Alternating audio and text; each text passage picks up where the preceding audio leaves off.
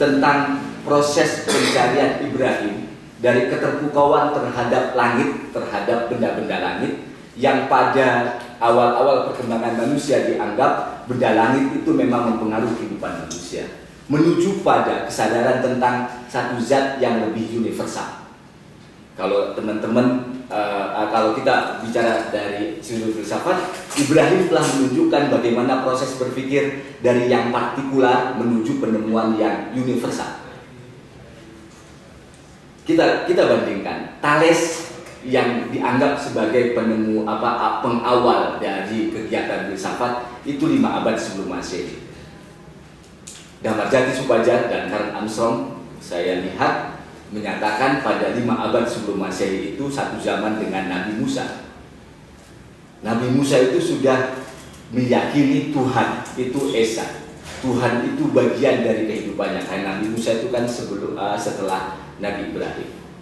Kita bisa bayangkan, filsafat baru dimulai 5 abad sebelum Masehi, dan filsafat waktu itu baru merumuskan bahwa bukan dewa-dewa yang menjadi asal-muasal segala sesuatu, tetapi air, masih tebak-tebakan. Ada yang bilang air, ada yang bilang udara, ada yang bilang dan lain sebagainya.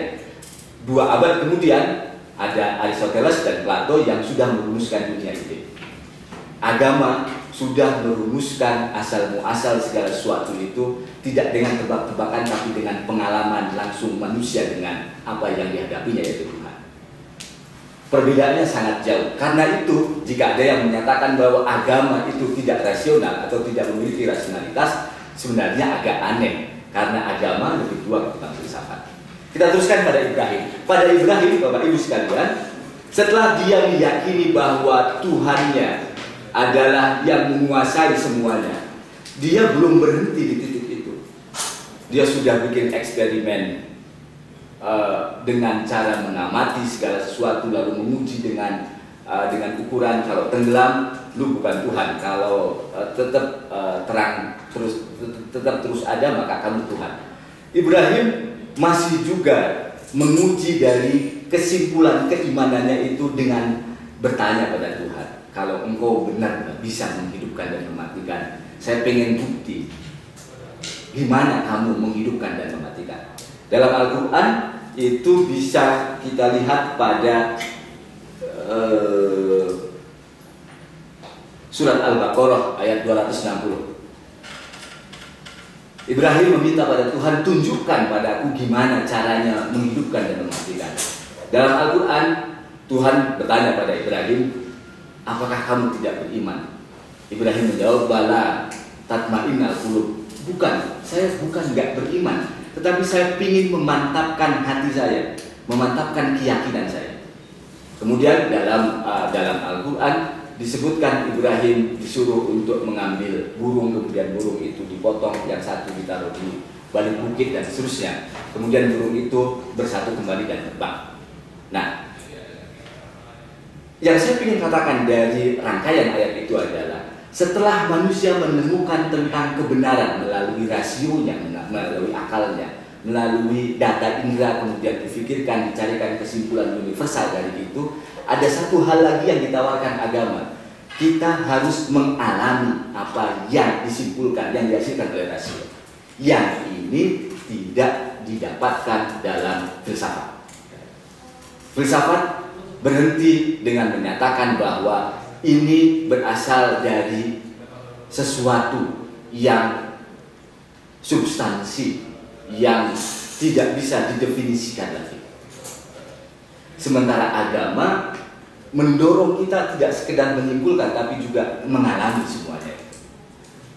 Kalau hendak dirumuskan perbedaan antara rasionalitas agama dan filsafat, ini kesimpulan yang kedua adalah bahwa pada agama rasionalitas itu hanya bagian dari kegiatan manusia dalam menemukan kebenaran.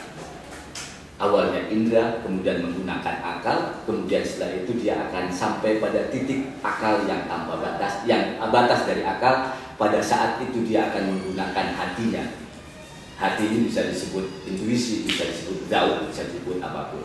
Nah, melalui penggunaan hati inilah maka rasio kemudian dikendalikan dalam tanda petik. Dikendalikan maksudnya rasio tidak akan bisa semena-mena menghasilkan sesuatu. Rasio dibimbing untuk menghasilkan pengetahuan yang hanya menghasilkan kebahagiaan. Sementara dalam filsafat yang menghasilkan sains, sains menjadi bebas nilai dan bebas kendali. Dia bisa melakukan apapun, yang penting bisa menghasilkan kebenaran yang bisa diterima oleh akal. Walaupun pada sains dan pada filsafat atau rasionalitas sains dan filsafat sebenarnya menyatakan banyak sesuatu yang tidak masuk akal. Misalnya dalam sains selalu ada istilah kebetulan. Kapan terjadinya Big Bang? Kenapa Big Bang terjadi? Ya kebetulan, pasti ada kalimat itu. Kapan sesuatu asal mulanya? Awal mulanya adalah ini. Awal mulanya materi. Kenapa materi itu? Dalam filsafat abad pertengahan itu selalu diperdebatkan dengan menarik. Kapan materi awal itu ada? Dari mana asalnya? Modern dengan filsafat materialis menyatakan bahwa materi asal itu ada begitu saja.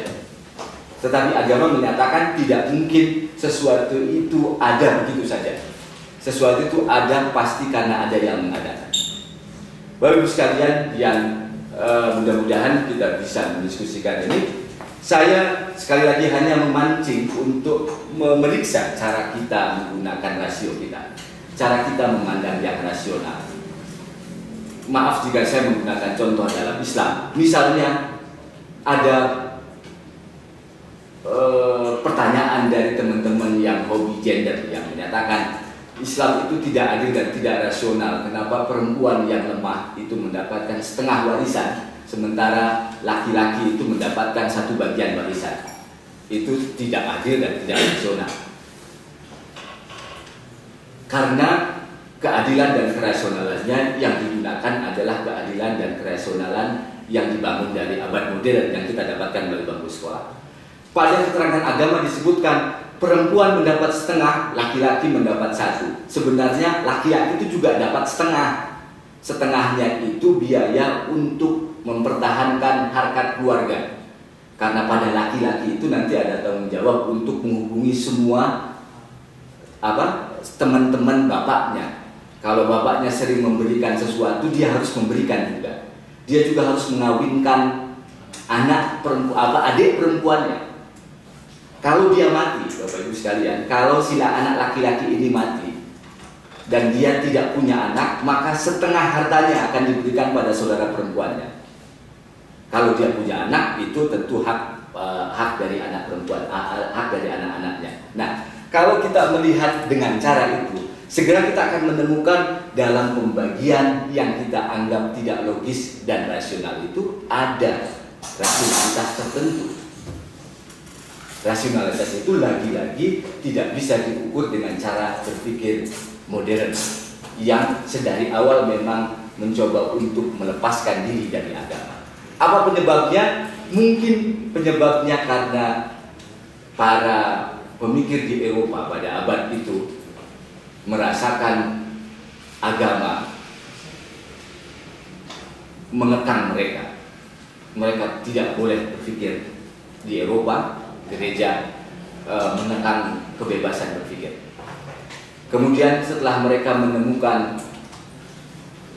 Hari Harusma menyebutnya menemukan kemampuan untuk berpikir, mereka mencoba untuk balas dendam kepada agama. Tetapi sebelum ada masa gereja atau agamawan itu korupsi, agama sebenarnya menyajikan rasionalitas tersendiri. Kita masuk pada zaman sekarang. Apa yang terjadi sekarang? Apakah rasionalitas dalam agama dan dalam filsafat itu masih ada? Jawabannya hampir tidak ada. Agama sekarang sangat-sangat tidak rasional, sangat-sangat tidak masuk akal. Ada beberapa yang tampil secara masuk akal, tetapi itu pun dalam rangka berdagang, mendagangkan sesuatu. Kalaupun dia masuk akal dalam kerangka merayu yang lain agar terpengaruh pada dirinya. Karena rasionalitas dalam agama seperti yang tadi kita telah rumuskan, itu rasionalitas yang bisa mengantarkan pada apa yang disebut oleh Soren Kierkegaard pada satu situasi di mana saya tak bisa menyatakan satu kata pun kecuali amin. Soal tersebut menyatakan begitu. Pencarian kerasionalan harus sampai pada satu wilayah kesadaran di mana kita tak bisa menyatakan satu kata apapun kecuali amin. Nah, yang sekarang terjadi, agama tidak memunculkan kerasionalannya, sehingga agama tidak bisa mendorong kita melakukan sesuatu, sehingga agama tidak membuat kita merasa malu ketika kita tidak berdaya. Umat beragama misalnya di Indonesia banyak, tetapi tidak bisa menyelesaikan masalah ini. Tidak ada satu jawaban kecuali kita menyatakan agama kita sudah kehilangan kerasionalannya. Agama kita hanya menjadi hanya muncul sebagai tempat pelarian ketika kita sakit, ketika kita tidak bisa melakukan banyak hal, lalu kita berlindung di bawah Tuhan. Padahal agama sedari awal adalah kiriman pemikiran dari Tuhan agar kita menghadapi dunia ini sebagai wakil Tuhan untuk menciptakannya menjadi lebih baik, dan itu nggak mungkin tanpa kegiatan yang berpikir atau rasional. Ilmu pengetahuan juga sama. Ilmu pengetahuan pada zaman ini, pada zaman ketika televisi dan media begitu berkuasa, menjelma menjadi pengesah, pengabsah dari apa yang dilakukan. Tergantung pada pesanan. Kita melihat akrobat para ilmuwan di televisi. Pernahkah misalnya, gampangnya deh untuk membuktikan ini, pernah nggak kita menemukan ada satu ilmuwan yang memuji apa yang dilakukan pemerintah, yang memaklumi apa yang dilakukan pemerintah? Tidak ada. Semua mencoba untuk mengkritisi.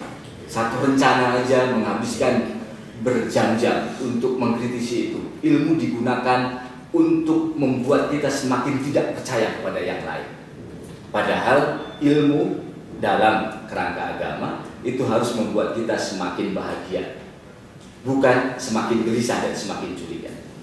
Nah, pada saat kita berada dalam dunia yang semakin tidak rasional ini, maka pembicaraan yang kita lakukan, dan ini hari pertama, saya pikir sangat penting untuk kembali memeriksa bagaimana cara kita memikirkan hidup kita dan bagaimana cara kita memikirkan cara kita beragama.